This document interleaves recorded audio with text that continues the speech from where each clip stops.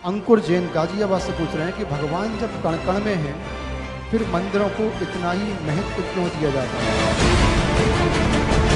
बात हो पूजा पाठ की, क्या जानना हो जैन रीति और परंपराओं के बारे में, जिनके श्रीमुख से निकला हर वाक्य प्रतिध्वनि है जिनवाणी की, वो है जिनागम के अथाह सागर परम पूज्य संत शिरोमणि आचार्य श्री 108 विद्यासागर जी महाराज के परम प्रभावक शिष्य वक्ता मुनि श्री 108 प्रमाण सागर मंगल चातुर्मास हेतु विराजमान है अजमेर राजस्थान में। जानिए मुनि श्री 108 प्रमाण सागर जी महाराज के श्रीमुख से जैन धर्म के ज्ञान से जुड़ी अपनी हर शंका का समाधान। चैतन्य चमत्कारी चिंतामणि श्री पार्श्वनाथ भगवान की, वर्तमान शासन नायक श्री महावीर भगवान की, 24 तीर्थंकर भगवंतों की, संत शिरोमणि 108 आचार्य गुरुवर श्री विद्यासागर जी महाराज की, पूज्य मुनि श्री प्रमाण सागर जी महाराज की, पूज्य मुनि श्री विराट सागर जी महाराज की। हम शंका समाधान के सत्र की ओर चल रहे हैं। लेकिन सबसे पहले देश और दुनिया के लोग जो महाराज श्री के मंगल आशीष पाने की आकांक्षा लिए हुए अपने टीवी सेटों के सामने बैठे हुए हैं, उन सब के लिए भी मंगल आशीष मिले, आपके लिए भी मंगल आशीष मिले। दोनों हाथों को जोड़ें और महाराज श्री के पावन सी चरणों में त्रिवार नमोस्तु करेंगे। हे महाराज श्री नमोस्तु, हे महाराज श्री नमोस्तु, हे महाराज श्री नमोस्तु। और प्रथम प्रश्न के लिए हम यहां पर आमंत्रित कर रहे हैं आर्जव जैन, जिन्होंने दोनों बच्चों ने गुल्लक प्रदान की है, निर्वाण निधि से भी जुड़े हैं, वे वहीं अपने स्थान पर ही रहेंगे। आर्जव जैन। हाँ बोलो बोलो, प्रश्न बोलो। नमोस्तु महाराज जी, मेरा नाम आर्जव जैन है, मैं हैदराबाद से आया हूँ। मेरा प्रश्न ये है कि हमें स्कूल जाके ज्यादा क्यों पढ़ना पड़ता है? स्कूल जाकर के क्यों पढ़ना पड़ता है? आप स्कूल जाके नहीं पढ़ोगे तो क्या घर में पढ़ोगे? स्कूल ही पढ़ने की जगह है और बिना पढ़े हमारा जीवन अच्छा नहीं बनता। अपने जीवन को अच्छा बनाने के लिए पढ़ना पड़ता है। संभव जैन हैदराबाद तैयार हैं? आगे तैयार रहेंगे अशोक कोठिया बांसवाड़ा, छवि जैन जयपुर और अरविंद कुमार जैन जयपुर। नमोस्तु महाराज जी। उसका नाम क्या है इसमें? नाम नमोस्तु महाराज जी, मेरा नाम संभव जैन है और मैं doctor APJ Abdul Kalam missile complex Hyderabad में साइंटिस्ट हूँ। मेरा काम ही मिसाइल बनाना है। महाराज जी, मेरा प्रश्न ये है कि अपने देश की रक्षा, आत्मरक्षा और धर्म रक्षा के लिए इस तरह का काम करने के लिए जैन धर्म क्या आज्ञा देता है? पूरी तरह आज्ञा देता है। हमारा धर्म अफेंस का निषेध करता है, डिफेंस का नहीं। और हमारे यहाँ जो भी व्यवस्था है वो डिफेंस के लिए, अफेंस के लिए नहीं। आप डिफेंस मिनिस्ट्री के अंतर्गत काम कर रहे हैं ना, इसलिए कोई दिक्कत नहीं। प्रतिरक्षा के लिए उठाए गए कदम को हिंसा नहीं कहते। ठीक, चलिए। नमोस्तु महाराज श्री। महाराज श्री, वैसे तो सरकार ने सेवानिवृत्ति की उम्र 60 वर्ष घोषित कर रखी है, लेकिन पुरुष तो सेवानिवृत्त हो जाते हैं, लेकिन हमारी जो गृहिणियां हैं वो 90 साल की उम्र में भी सेवानिवृत्त नहीं हो पाती हैं। 90 साल की अम्मा भी चूल्हा चुका वो संभालती है। तो महाराज श्री, जैन दर्शन के अनुसार अर्थोपार्जन के हिसाब से सेवानिवृत्ति की उम्र क्या होनी चाहिए और सेवानिवृत्ति के पश्चात का जीवन कैसा हो? टायर्ड होने के पहले रिटायर हो जाना चाहिए। क्या बोल रहा हूँ? टायर्ड होने के पहले रिटायर हो जाना चाहिए। शरीर थके उससे पहले अपनी राह बदल लो, जीवन का मार्ग प्रशस्त होगा। जीवन के हमें तीसरे चरण से वानप्रस्थी दृष्टि उत्पन्न करनी चाहिए, ताकि चौथे चरण के अंत तक हम संन्यास को अंगीकार कर परम समाधि को प्राप्त कर सकें। हाँ। छवि जैन जयपुर। आगे तैयार रहेंगे कुमारी आशी जैन भोपाल, अरविंद कुमार जैन जयपुर। नमोस्तु महाराज श्री। महाराज श्री, मेरा प्रश्न ये है कि कहते हैं कि लड़कियों को जॉब नहीं करनी चाहिए, लेकिन महाराज श्री अगर हम जॉब करते हैं तो हम अपनी स्वयं इच्छा अनुसार दान दे सकते हैं। तो महाराज श्री, क्या इस उद्देश्य से जॉब करना सही है क्या लड़कियों के लिए? केवल दान देने के लिए जॉब मतलब गरीब बच्चों को पढ़ाना, केवल दान देने के लिए जॉब करना ठीक नहीं है। गरीब बच्चों को पढ़ाने के लिए जॉब करने की जरूरत नहीं, उनको घर में भी पढ़ाया जा सकता है। ये बात ध्यान रखें, जॉब करें तो दान जरूर दें, लेकिन दान करने के लिए जॉब न करें, क्योंकि घर चलाना भी एक बहुत बड़ी जॉब है। अपने बच्चे और परिवार के लिए जिनके पास समय नहीं है और जॉब करेंगे तो केवल पैसा कमाने की मशीन बन करके रह जाएंगे, उससे घर परिवार की व्यवस्थाएं बिगड़ जाएगी। हाँ। कुमारी आशीष जैन भोपाल।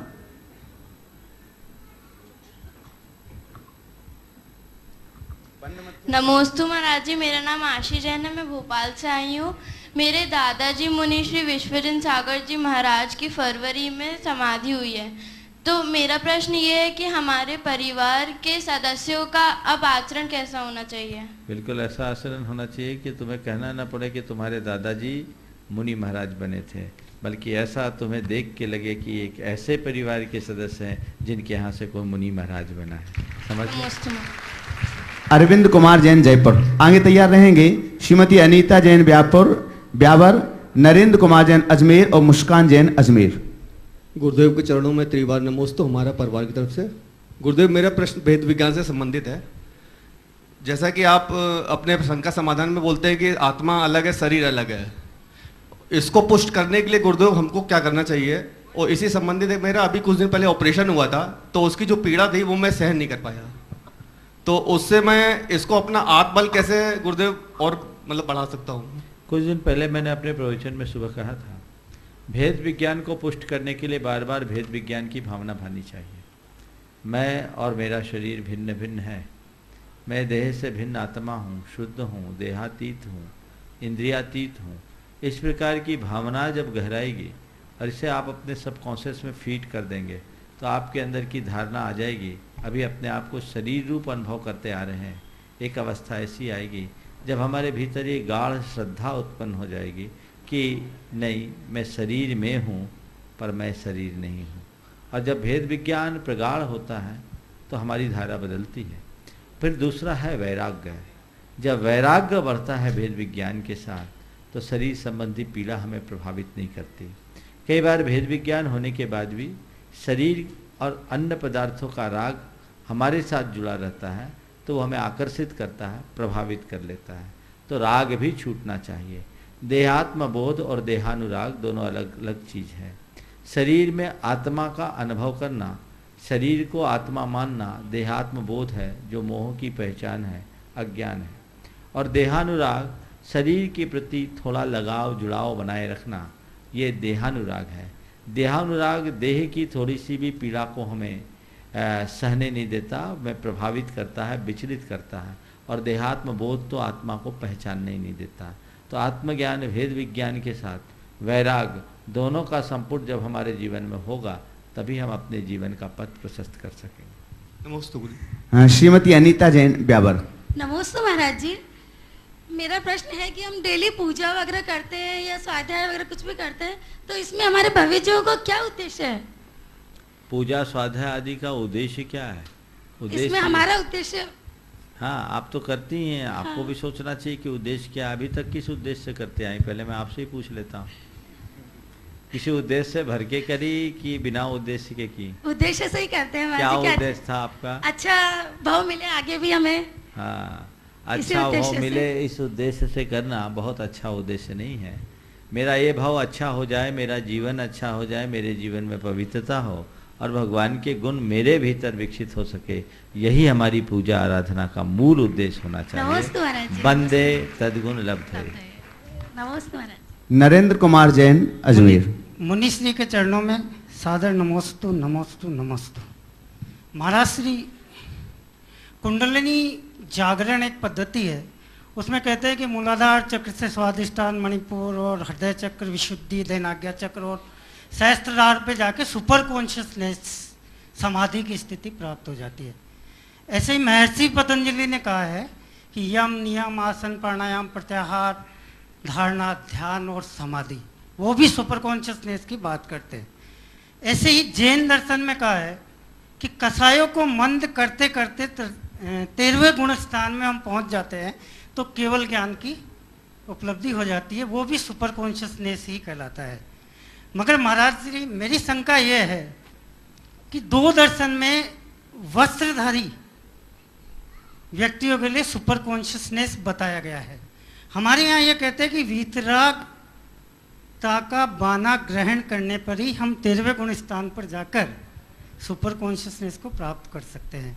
तो महाराज जी मेरा प्रश्न ये है कि जो कुंडलिनी जागरण है और महर्षि पतंजलि के दर्शन में जो सुपर कॉन्शियसनेस है वो जैन दर्शन से भिन्न है या कुछ हद तक जो वो पद्धति है हमारे से समान? देखिए, मूलभूत कंसेप्ट का अंतर अन्य दर्शनों में और जैन दर्शन में एक मौलिक अंतर है। अन्य दर्शन में सुपर कॉन्शियस को प्राप्त करने की बात होती है और हमें अपने कॉन्शियस को सुपर बनाने की बात होती है। वहाँ सुपर कॉन्शियस कुछ और है जिसे हम प्राप्त करेंगे। जैसे चक्रों के माध्यम से, तो जैन दर्शन में चक्र की मान्यता ही नहीं, ये पौद्गलिक परिणति है और जैन दर्शन कहता है चक्र के चक्कर में पड़ने की जरूरत नहीं। अपने कॉन्शियस को सुपर बनाने के लिए और कॉन्शियस की जो मलिनता है उसको दूर करना होगा, उसमें जो इम्प्योरिटी है उसको दूर करना होगा। प्योर कॉन्शियस ही सुपर कॉन्शियस है। तो प्योर कॉन्शियस कैसे पाएंगे? जो इम्प्योरिटी उसको हम हटाएंगे। उस इम्प्योरिटी को हटाने के लिए ध्यान एक बहुत बड़ा साधन है। त्याग, तपस्या, साधना, और साधना का सबसे ऊंचा रूप ध्यान है। जब हम ध्यान की गहराई में जाते हैं तो हमारे आत्मा से लगी भी सारी इम्प्योरिटीज खत्म हो जाती है और जब आत्मा से लगी अशुद्धता दूर होती है हम शुद्ध हो जाते हैं और जिस समय हम शुद्ध हो जाते हैं तो हमारी आत्मा ही परमात्मा हो जाती है, जिसे सुप्रीम सोल कहते हैं, ओमनिशिएंट कहते हैं या सुपर कॉन्शियस कह देते हैं, कुछ भी कहा जा सकता है। तो जैन धर्म कहता है जिस परमात्मा तत्व को पाने की बात कही जा रही है वो तुमसे कहीं भिन्न नहीं है, वो तुम्हारे अंदर है, तुम ही हो।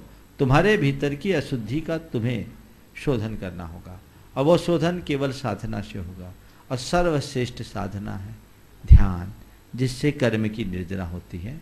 इसलिए जैन साधना में ध्यान को महत्व दिया गया। यम, नियम, आसन, प्राणायाम, प्रत्याहार, धारणा को भी स्थान दिया है, पर वो सेकेंडरी है क्योंकि यम, नियम, आसन, प्रत्याहार, धारणा, ये जितनी भी चीज़ें हैं ये देहाश्रित है। हमारे यहाँ कहा गया है तन को साधो मन को बांधो, तन को साधो मन को बांधो, तन सध जाएगा, मन में एकाग्रता आएगी। लेकिन ध्यान के लिए रीढ़ सीधी करके बैठना कोई जरूरी नहीं है, अपने मन को सीधा कर लो, ध्यान हो जाएगा। और वीतरागता उसके लिए चाहिए। वीतरागता हमारे भीतर तब प्रकट होगी जब हमारा अटैचमेंट छूटेगा। अटैचमेंट को छोड़ने के लिए हमें भेद विज्ञान की आवश्यकता है और भेद विज्ञान के साथ साथ वैराग्य की आवश्यकता है। इसलिए जैन साधना में भावना को महत्व दिया गया। जैन साधना भावना प्रधान है कि तुम अपने शुद्ध आत्म तत्व को प्रकट करना चाहते हो तो सदैव शुद्ध आत्म तत्व की भावना भाव। आज मनोविज्ञान इसके बहुत नज़दीक पहुंचा है, जो ये कहता है कि हम जिसे पाना चाहते हैं उसके संस्कार अपने सबकॉन्शियस में फीड करें। जब हम अपने सबकॉन्शियस माइंड में जिन बातों को हम फीड कर देते हैं वही हमारे कॉन्शियस माइंड में प्रकट होते हैं। आज पावर ऑफ सबकॉन्शियस माइंड और अवचेतन मन की शक्तियों के रूप में जितने भी रिसर्च हुए हैं और पूरे विश्व में काम हो रहे हैं उनका बीज जैन साधना में देखने को मिलता है। वो लोग जड़ पदार्थ के पीछे भागे, जैन दर्शन आत्मा के पीछे, आत्मा के शोधन के पीछे की बात करता है। इसलिए जैन दर्शन कहता है योग की शुद्धि की जरूरत नहीं है, उपयोग की शुद्धि। उपयोग यानी अपने सबकॉन्शियस की शुद्धि कर लो, सबकॉन्शियस ठीक हो जाएगा तो तुम अपने आप सुपर कॉन्शियस हो जाओगे। जन्म जन्मांतरों का जो राग देश मोह का संस्कार तुम्हारे भीतर पड़ा हुआ है उसे दूर करना है। तो सब कॉन्शियस को एकदम निर्गंथ करना होगा और निर्गंथ करने के लिए सबसे डिटैच होना पड़ेगा और वो डिटैचमेंट ही वीतरागता है। और जिसके हृदय में वीतरागता होगी वो तिल तुस मात्र भी अपने साथ नहीं रख सकेगा। इसलिए इस अवधारणा के आधार पर जैन साधना का निरूपण है। मुस्कान जैन अजमेर आगे तैयार रहेंगे। अमित निर्मल जैन गुड़गांव, सुशील जी पहाड़िया जयपुर, राजू अनीता जैन जयपुर और सनमति जैन जबलपुर। नमस्ते महाराज जी, मेरा नाम मुस्कान जैन है, वैशाली नगर अजमेर से। मेरा प्रश्न ये है कि घृणा, स्वार्थपन और लालच ये सब चीज़ें मोह और अहंकार से आती हैं। हमें इस मोह और अहंकार को कैसे नष्ट करना चाहिए? मोह और अहंकार को नष्ट करने का एक ही उपाय है, मोह को नष्ट करने के लिए तो हमें अपने आत्मा के स्वरूप को जानना बार बार जरूरी है, जिसकी अभी चर्चा की।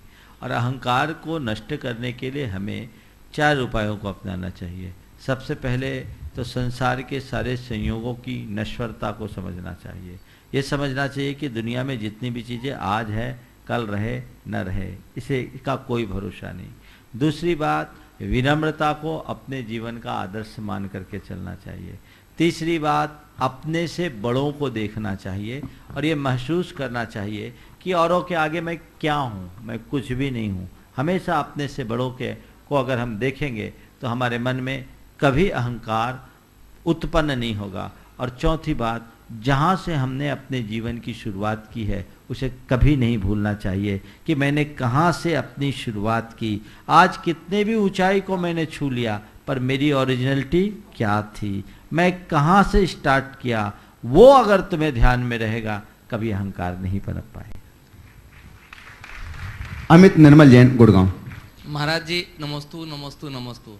महाराज जी, आगम के अनुसार सगाई शादी की क्या प्रक्रिया होनी चाहिए, किन किन बातों का विशेष ध्यान रखना चाहिए, क्या यह शीर्ष क्षेत्रों में भी हो सकती है, कृपया मार्गदर्शन दीजिए। देखिए, सगाई शादी तो एक सामाजिक और मांगलिक क्रिया है, इसे करना चाहिए। और सगाई शादी करते समय जैन धर्म के मूलभूत सिद्धांतों के अगेंस्ट कुछ कार्य नहीं होना चाहिए। सारे शादी ब्याह के संबंध दिन में होने चाहिए, फेरे दिन में होने चाहिए, खान पान की संपूर्ण प्रक्रिया अपने जैन धर्म के अनुकूल होनी चाहिए और किसी भी तरह के दहेज आदि की बातें नहीं होनी चाहिए, व्यर्थ का आडंबर नहीं होना चाहिए। ये हमारी सामाजिक मर्यादाओं की सुरक्षा होनी चाहिए। अब रहा सवाल सिद्ध क्षेत्रों में ब्याह शादी करने का, तो अगर सिद्ध क्षेत्र या धर्म क्षेत्र में कोई व्यक्ति ब्याह शादी करता है तो मेरे देखे मैं इसे गलत नहीं कहता, बल्कि मैं ये कहूँगा कि आज इसको प्रवर्तित करना चाहिए।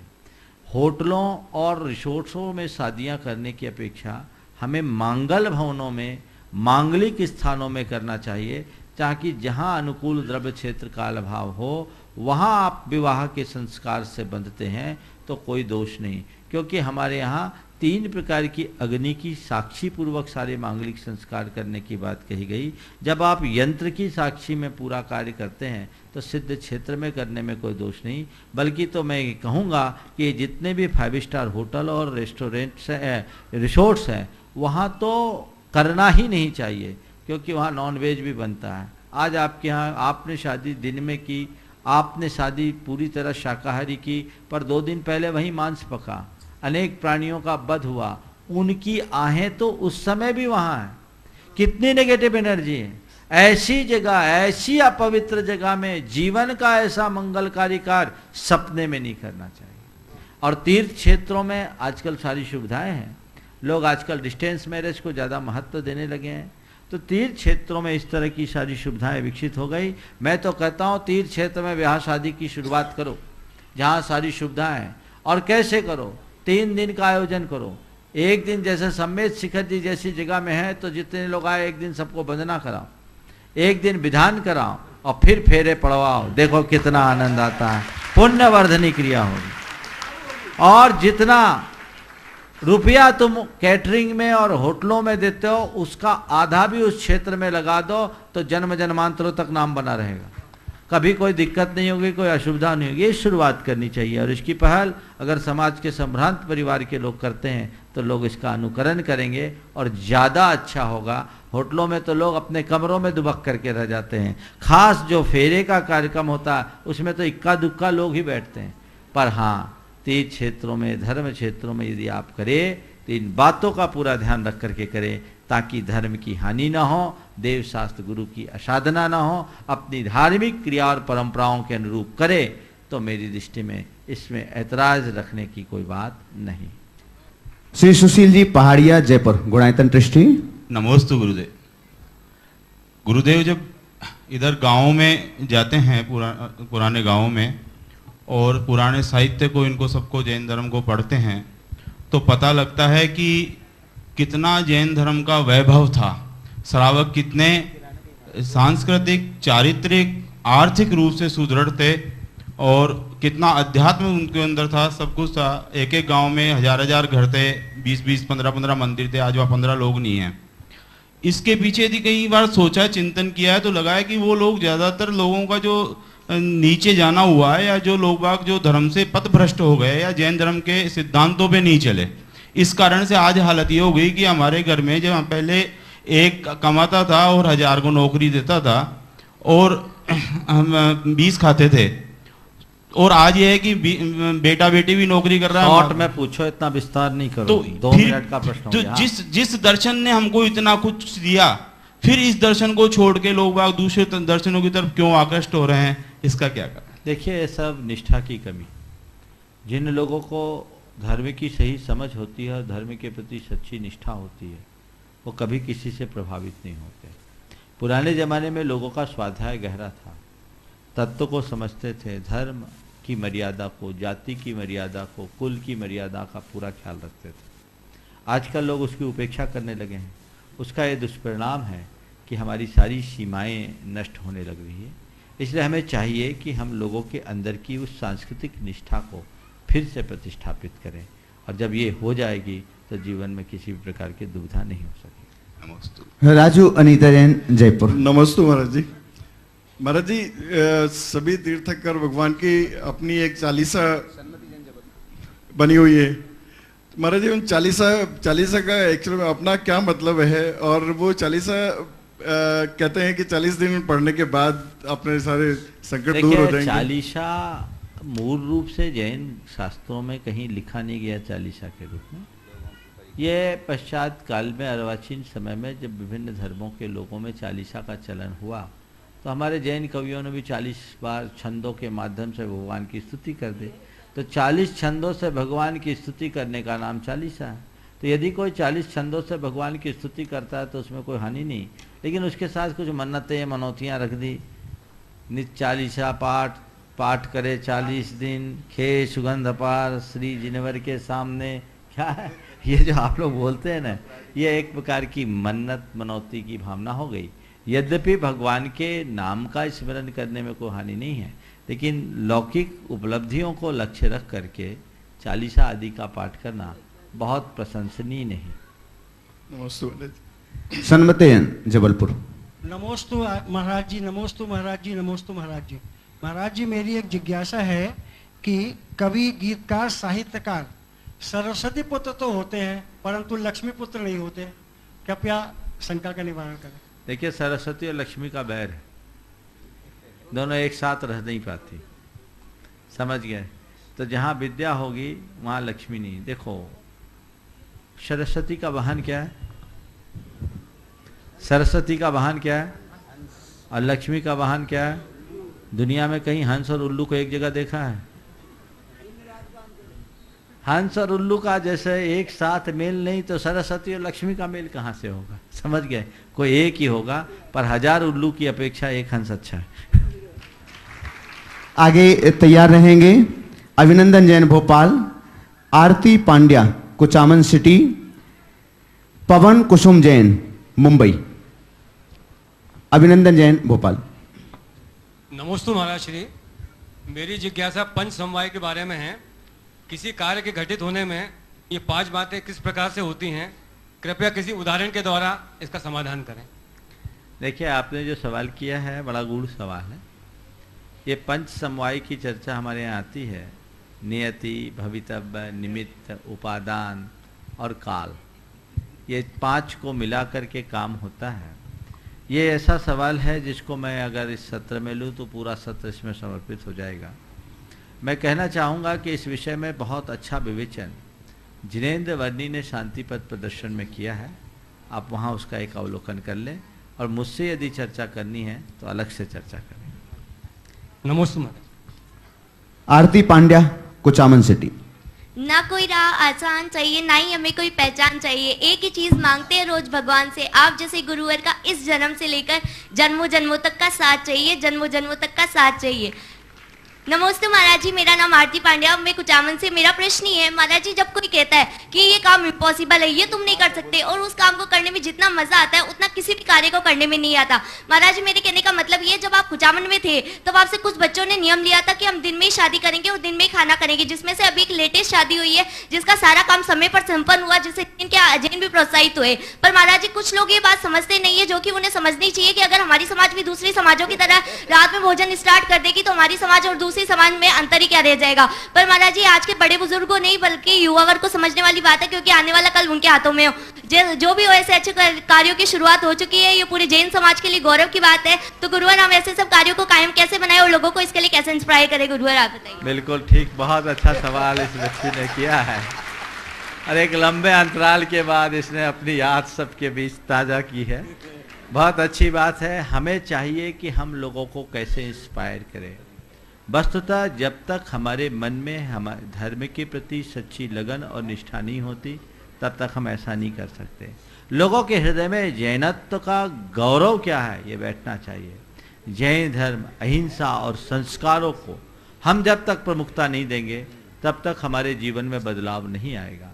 हमें लोगों को ये समझाना चाहिए कि आधुनिकता बुरी चीज़ नहीं है, लेकिन आधुनिकता की होड़ में अपनी मौलिक पहचान को खो देना अच्छी बात नहीं है। इसलिए हम अपनी मौलिकता को बनाकर रखें। हमारी पहचान इसी में है जब हम अपने काम में लगें। आज भी विश्व में ऐसे अनेक समुदाय हैं जिनके लोग अपनी पहचान कभी नहीं खोते, वे अपनी धार्मिक क्रियाओं को अपने हिसाब से करते ही हैं। तो हमें भी करना चाहिए, जिससे धर्म भी पले, स्वास्थ्य भी पले, फिजूल खर्ची भी हो और संस्कारों की भी सुरक्षा हो। युवा वर्ग को ऐसे कार्य के लिए बहुत उत्साह के साथ आगे आना चाहिए।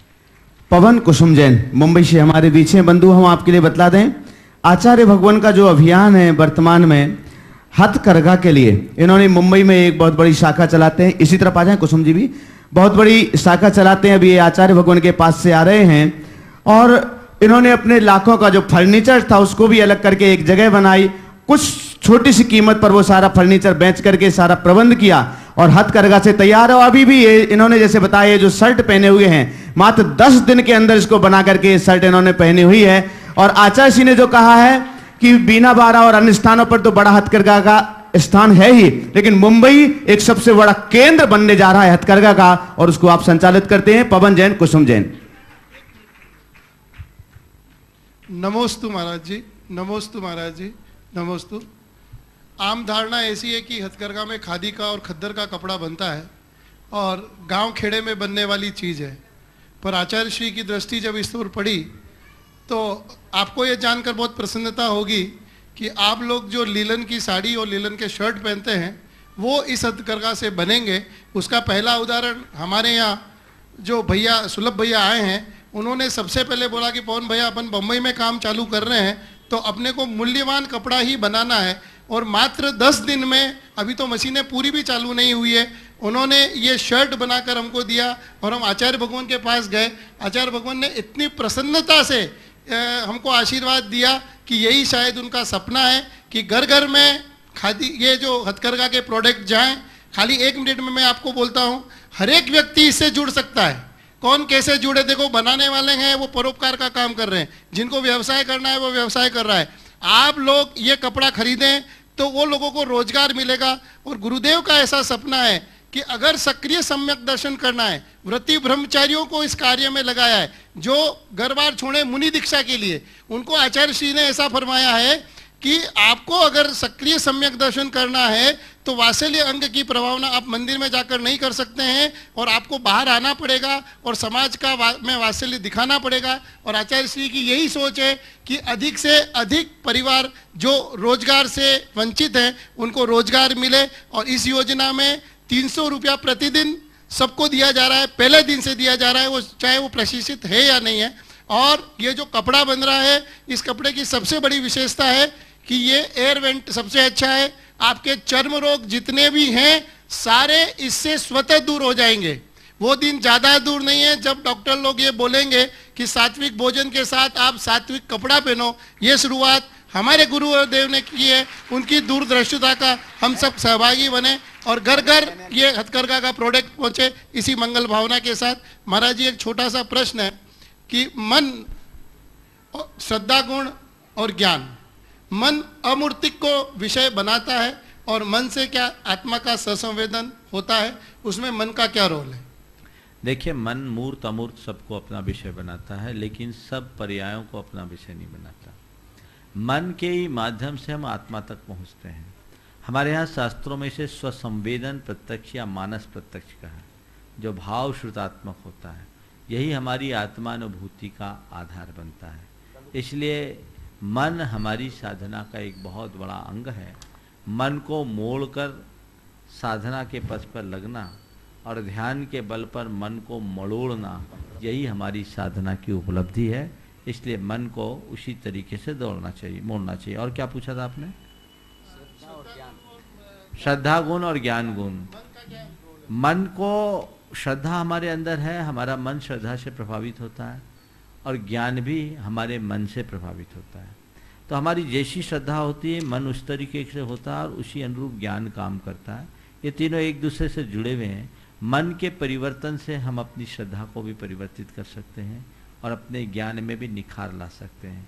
जब ज्ञान में चंचलता होती, मन में चंचलता होती, ज्ञान चंचल हो जाता है, और मन में स्थिरता होती है तो ज्ञान स्थिर हो जाता है। स्थिर ज्ञान का नाम ही ध्यान है, और जब हमारा ज्ञान स्थिर हो जाए, ध्यान को हम प्रकट कर ले, तो पल में ही हम कर्मों की निर्जरा करके मुक्ति के अधिकारी बन सकते हैं।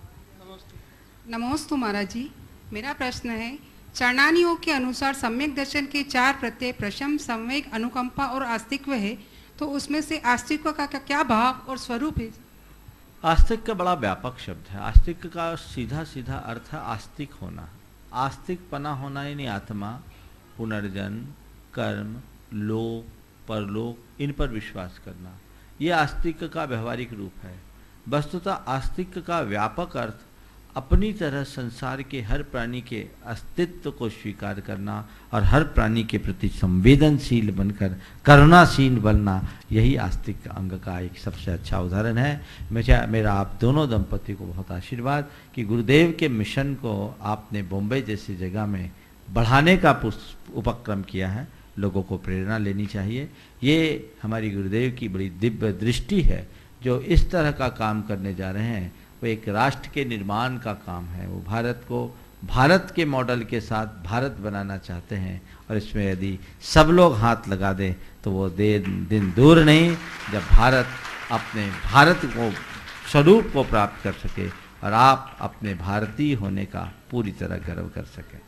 महाराज जी, मेरे जो बिजनेस पार्टनर है शैलेश भाई शाह, जगह और पूरा उनका अरेंजमेंट है, बहुत उनके बहुत बहुत आभारी है। बहुत सुंदर। अरुण संगे जी हमारे बीच हैं सागर से, कृपया पधारें। प्रश्न के लिए आगे तैयार रहेंगे एनएल जैन साहब जयपुर, पायल जैन जयपुर, प्रतिभा गोदा जयपुर और रीमा बाकलीवाल अजमेर। परम पूज्य मुनि श्री के चरणों में त्रिवार नमोस्तु। महाराज श्री, ऐसे चरण जहाँ सारे प्रश्नों के उत्तर सिर्फ चरणों में आके प्राप्त हो जाएं, ऐसा सौभाग्य हमें प्राप्त हुआ है। आपके माध्यम से ऐसे महान तपस्वी मुनि श्री के चरणों में मैं अपना सादर वंदन करता हूँ, त्रिवार नमोस्तु करता हूँ। एनएल जोरदार करतल ध्वनि। पूज्य मुनि श्री क्षमा सागर जी महाराज जी के गृहस्थ भाई थे। एनएल जैन साहब जयपुर से हैं, गुणायतन के ट्रस्टी हैं और उपाध्यक्ष हैं, गुरु चरणों के अनन्य भक्त। परम श्रद्धेय गुरुवर नमोस्तु। महाराज जी, आज हर वर्ग का व्यक्ति सफलता के लिए बेचैन है, चिंतित है, कुंठित है, हतोत्साहित है। व्यक्ति जब अपनी तरफ देखता है कि मेरे पास में क्या है, तो उसका मूल्यांकन नहीं करता, उसकी वैल्यू भी नहीं देखता कि उसमें क्या है। उसको दूसरे पे अच्छा लगता है कि उसके पास बहुत कुछ है जो कि मेरे पास में नहीं है। महाराज श्री, ऐसा क्यों? अगर उस आदमी में अगर विश्वास नहीं है, इसका मतलब उस आदमी में क्षमताएं नहीं है, योग्यताएं नहीं है। तो महाराज जी, दूसरा व्यक्ति जब उसमें खुद में ही विश्वास और उसकी कमी है, तो दूसरा व्यक्ति उस पर विश्वास कैसे करे और क्यों करे? देखिए, बात सीधी सीधी है। जो व्यक्ति अपनी सफलता का प्रतिमान दूसरों को बनाएगा और दूसरों के आश्रित अपनी सफलता मानेगा, वो अपने जीवन में कभी सफल नहीं हो सकेगा, विफल हो जाएगा। और जो अपनी सफलता का प्रतिमान खुद को बनाएगा, वो जीवन में कभी विफल नहीं होगा। मैं आपको एक उदाहरण देना चाहता हूँ। एक व्यक्ति जो अपने जीवन में बहुत सफल हुआ और बहुत पैसा कमाया, राजनीति के क्षेत्र में भी आगे बढ़ा, जब चढ़ा तो उसके अलग भाव थे, लेकिन संयोग ऐसा हुआ कि चुनाव हारा, मंत्री पद गंवाया और कुछ दिन बाद व्यापार में भी भारी नुकसान पाया, चेहरा लटका हुआ। वो व्यक्ति जो अब कभी सफलता के शिखर पर था, अब जमीन पर अपने आप को देख रहा था। और एक दूसरा व्यक्ति था जो एक कवि था और कविता के क्षेत्र में उसने अपना नाम पाया, पहचान बनाई और देखा उसके जीवन में एक आर्थिक संकट आया। और जब उस आर्थिक संकटापन्न स्थिति में उससे कोई मिलने के लिए गया, बोला क्या हाल है भाई, सुना है तुम बहुत नुकसान में। बोले नुकसान छोड़ो, एक नई रचना बनाई है, उसको पहले सुन लो तो आनंद आएगा। अंतर क्या है? पहले की सफलता का आधार बाहरी था, जब तक वो पद, पैसा, प्रतिष्ठा और ओहदा उसके साथ जुड़ा था, वो उसकी सफलता थी। वो छूटे, वो विफल हो गए। और दूसरे की सफलता का आधार उसकी प्रतिभा थी, जो पैसे, पद और प्रतिष्ठा के अभाव में भी स्थिरता बनाए रखे। तो वास्तविक सफलता वही है जो जीवन में स्थिरता दे। वो सफलता नहीं जो कभी चढ़ाए और कभी नीचे उतर ले। नमस्ते महाराज। पायल जैन जयपुर। प्रतिभा गोधा जयपुर। महाराज जी के चरणों में त्रियोग पूर्वक त्रिबार नमोस्तु। महाराज जी, मैं प्रतिभा गोधा दुर्गापुरा जयपुर से। महाराज जी, मेरी शंका ये है कि जब सीता जी राम के साथ वन में थी, तब उन्हें सोने का हिरण चाहिए था, और जब वो सोने की लंका में थी तब उन्हें राम जी चाहिए थे। तो ये विरोधी मानसिकता जब श्रेष्ठ पुरुषों के बीच में हो सकती है, तो हम साधारण मनुष्य इससे कैसे बचें? बहुत अच्छा सवाल किया है, बहुत अच्छा सवाल किया है कि सीता जब वन में थी तो उसे सोने के मृग की चाह हुई, और जब लंका में थी तो राम की। मैं इसको दूसरे संदर्भ में लेता हूँ। सीता वन में थी ना, तो भी राम के साथ थी, और राम ही सीता के लिए सबसे अनुकूल थे। और प्रायः जब मनुष्य अनुकूलता में जीता है तो माया के स्वर्ग मृग के पीछे भागने लगता है। और जब सीता वन में थी तो राम उससे दूर थे।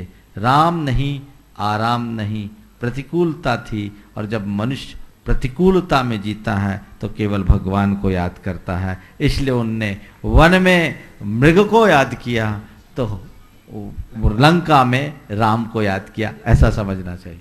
नमस्ते गुरुदेव। रीमा बाकलीवाल अजमेर। आगे तैयार रहेंगे सुंदरलाल जैन मुंबई। प्रमोद जी सोनी अजमेर। नमस्ते महाराज जी, मैं रीमा बाकलीवाल वैशाली नगर अजमेर से। महाराज जी, आजकल meaningless literatures like college life से रिलेटेड जो अफेयर स्टोरीज होती हैं और insensible TV serials, social medias like WhatsApp, Facebook, और महाराज जी इनफैक्ट हम जैसे यूथ्स वेस्टर्न कल्चर को इजीली फॉलो भी कर लेते हैं, पर ये सब हमारी मानसिक, धार्मिक और सामाजिक थिंकिंग पर बहुत बैड इम्पैक्ट पड़ रहा है, तो हम इससे कैसे बचें? बस इन सब की अशारता का हम लोगों को बोध कराएं, इनके दुष्परिणामों के प्रति लोगों को आगाह करें, और उन्हें ये बात, बच्चों के या युवकों के दिल दिमाग में ये बात बैठाने की कोशिश करें कि ये जितनी चीज़ें हैं ये मन को बहला तो सकते हैं, लेकिन हमें स्थायी आनंद नहीं दे सकते हैं। ये मन को बहला के कितनी देर रहा जा सकता है? इसलिए मन को बहलाने की जगह मन को हमें सही रास्ते पे लगाना चाहिए। बल्कि ये मन को बहलाते भी नहीं, मन को बहकाते हैं, और जिससे मन बहकेगा उसका जीवन भटकेगा। इसलिए अपने जीवन के भटकाव के लिए हमें अपने जीवन में परिवर्तन लाना चाहिए। तो उनको हमें ये समझाना है, अपनी मानसिकता को बदलो। चीज़ों के प्रति भागने की जगह स्पिरिचुअलिटी की तरफ अपना झुकाव करो। यहाँ जो शांति, प्रसन्नता और आनंद होगा वो बहुत अद्भुत होगा। जब लोगों के भीतर इस तरह का चिंतन जागृत होने लगता है तो मोड़ आता है। लेकिन आज का युग उपभोक्तावादी युग है, सब तरफ ऐसी व्यवस्थाएं हैं जिससे एक चकाचौंध है। युवा मन सहज रूप से उस तरफ आकर्षित होता है जो अच्छा लगता है, लेकिन उन्हें समझाना चाहिए अच्छा लगना अलग बात है और हितकारी होना अलग बात है। हम उसे प्रमुखता दें जिसमें हमारा हित हो, हम उसे प्रमुखता न दें जो केवल अच्छा लगे पर अहित करे। सुंदरलाल जैन, मुंबई। नमोस्तु महाराज, नमोस्तु। मैं बम्बई से सुंदरलाल जैन।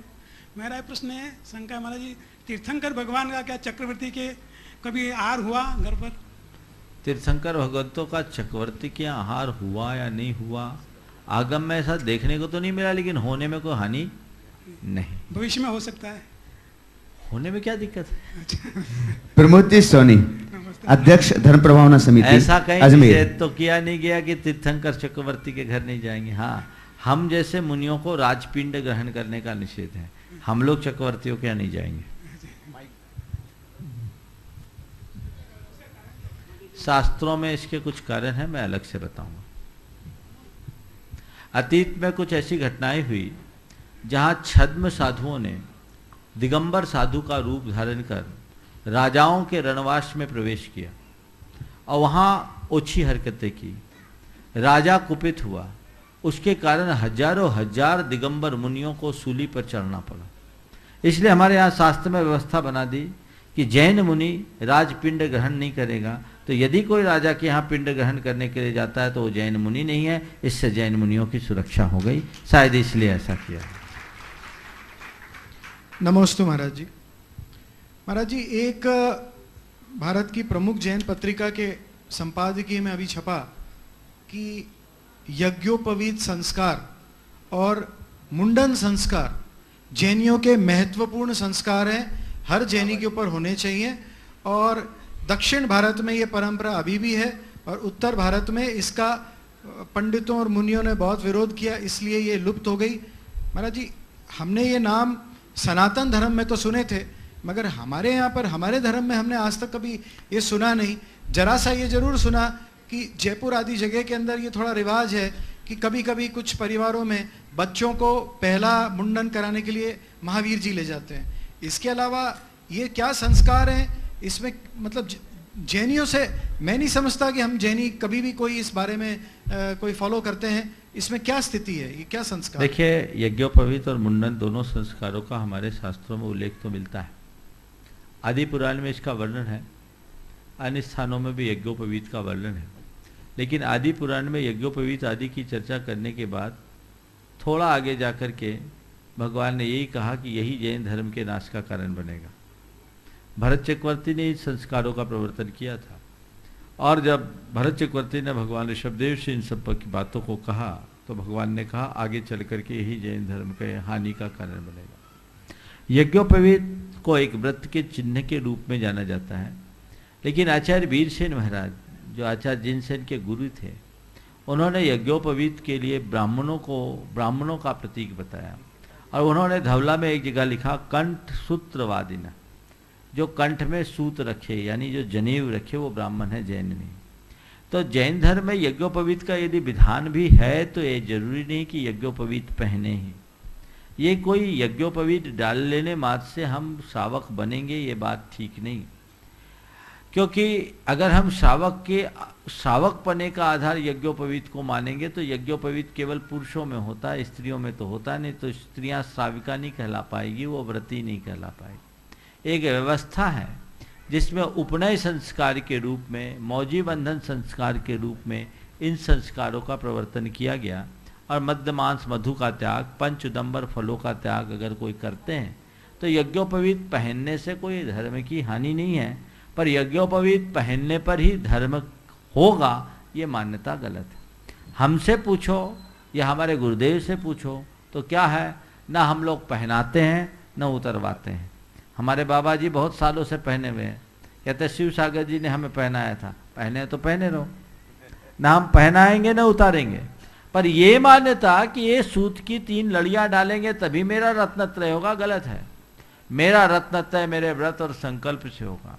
कतिपय स्थलों में आहार देने के लिए जैसे आप 16 पहनते हैं वैसे जनेऊ डाल लेते हैं और आहार से पूर्व फ्री हुए वापस जनेऊ टांग दिए, ये तो गलत है। कम से कम कुछ व्रत संकल्प दे के यज्ञोपवीत पहनना तो ठीक है, और अन्यथा ये केवल एक प्रकार का आडंबर है। मुंडन संस्कार का आदि पुराण में वर्णन है और ये लिखा है कि जब बच्चा 12 माह का हो तो मुंडन कराए, और मुंडन करा करके उसके ऊपर उसके केसों को सबसे पहले गंधोदक से धोए, फिर मुंडन कराए और मुनियों से आशीर्वाद दिलाए। इससे ये प्रमाणित होता है कि मुंडन कहाँ कराओ, तो जहाँ मुनिराज हो। और हमारे यहाँ 12वें माह 1 वर्ष पूरा होने पर लिखा है, तो एक लौकिक क्रियाएं हैं। इससे धार्मिक संस्कार धीरे धीरे बढ़ने की भूमिका बनती है। इसमें न हमारे व्रत में दूषण लगता है, न सम्यक्त में हानि, तो इसको उसी संदर्भ में लेना चाहिए, पर इसमें रूढ़ हो जाना अच्छी बात नहीं। निकिता जैन, अजमेर। नमोस्तु महाराज जी। महाराज जी, जैसा कि सबको पता है कि हमारी जैन कम्युनिटी का एक बहुत बड़ा परसेंटेज यूथ जनरेशन का जो है वो गलत चीज़ें में करता है, जैसे ड्रिंकिंग, स्मोकिंग, नॉन वेज या और भी कुछ छोटी छोटी चीज़ें होती हैं। और महाराज जी, जब हम नॉर्मली ऐसे लोगों के बारे में बात करते हैं तो हम बोलते हैं कि ये जैनियों पे कलंक है, जैन कहलाने के लायक नहीं है। तो महाराज जी, क्या हम कुछ ऐसा नहीं कर सकते कि जिनसे हम ऐसे लोगों को बता सके कि उनके सरनेम में जो जैन लगा है उसकी जिम्मेदारी उन पर है, उसकी हिफाजत करने की, उसकी मान प्रतिष्ठा को बनाए रखने की, उसके सम्मान को बनाए रखने की जिम्मेदारी उन पे, क्योंकि अगर उन्हें निकालते रहेंगे तो वैसे ही जैन कम हो रहे और कम हो जाएंगे आगे। बहुत अच्छा सुझाव आपने रखा है और बहुत अच्छा सवाल आपने खड़ा किया है। हमारे बीच के कुछ लोग हैं जो भटके हैं, पर भटके हुए लोगों की उपेक्षा करना समाधान नहीं, बहिष्कार में समाधान नहीं, संस्कार में समाधान है। वे हमारे कलंक है ये मान करके हम उन्हें उपेक्षा करें, ये बात ठीक नहीं। हम कलंक उनको तब कहते हैं जब वो इस तरह की क्रिया सार्वजनिक रूप से करते हैं और कोई हम पर सवाल उठाता है। लेकिन जब वो हमारे बीच मिले तो हमें बड़े प्यार से उन्हें समझाना चाहिए, देखो तुम कहाँ हो और कर क्या रहे हो, अपने जीवन की धारा को परिवर्तित करो, ये तुम्हारे लिए शोभास्पद नहीं है। उसे धर्म का गौरव, जाति का गौरव, कुल का गौरव और जीवन के प्रति संवेदना को हम जगा दें तो उनके जीवन में व्यापक बदलाव आ सकता है और ये बदलाव उनके सुधार में भी कारण हो सकता है। इसलिए हमें चाहिए कि हम सामने वाले को सुधारें, उसे संस्कारित करें और उसे जीवन की मूल धारा से जोड़कर आगे बढ़ने का पथ प्रशस्त करें। कई बार ऐसे लोगों को जो हम हे दृष्टि से, उपेक्षा भरी दृष्टि से देखने लगते हैं, तिरस्कार पूर्ण भावना से देखने लगते हैं, तो उससे वे हमसे दूर भी हो जाते हैं। हमें चाहिए कि उन पर हम सही दृष्टि रखें। इस प्रकार आज के शंका समाधान के सत्र को मैं यहीं पर विराम दे रहा हूँ। बोलिए परम पूज्य आचार्य गुरुवर श्री विद्यासागर जी महाराज को। गुणायतन जैन धर्म का एक अति महत्वपूर्ण ऐतिहासिक कदम होगा जो सारे लोक के जीवन के गुणात्मक परिवर्तन का आधार बनेगा और जीवन का गुणात्मक परिवर्तन ही मोक्ष मार्ग में सहायक होगा। इतिहास का हिस्सा बनने का अवसर कुछ ही जीवों को प्राप्त होता है, या यूं कहिए कि कुछ भाग्यशाली जीव ही ऐसे कल्याणकारी अवसर का लाभ उठा सकते हैं। आइए आप भी यथाशक्ति दान करें, इस मुहिम का हिस्सा बनें।